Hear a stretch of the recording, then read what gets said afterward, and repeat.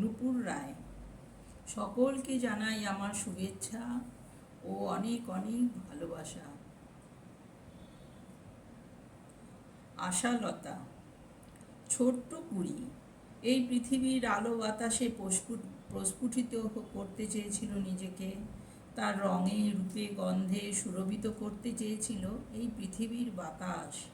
ভেবেছিল কোনো এক পবিত্র উষালগ্নে দেখা হবে তার আরাধ্য দেবতার সঙ্গে, তারপর কোনো এক পবিত্র সুন্দর সন্ধ্যায় মিলিত হবে তার জীবন প্রদীপের সাথে এবং উৎসর্গ করবে তার জীবন সেই আরাধ্য দেবতার পাদপ্রদীপের তলে। এই ভয়ানক দৃশ্য বা পরিণতি ইচ্ছা করে না আমার ভাবতে, তবুও ভাবিতে হয়। হঠাৎ একদিন কালবৈশাখী ঝড় উঠল। সেই কাল রাতে ঝোড়ো বাতাস ছিন্ন ভিন্ন করল তার সমস্ত আশা আকাঙ্ক্ষা। তারপর তার নিজেকে উৎসর্গ করার হলো না দেবতার চরণতলে।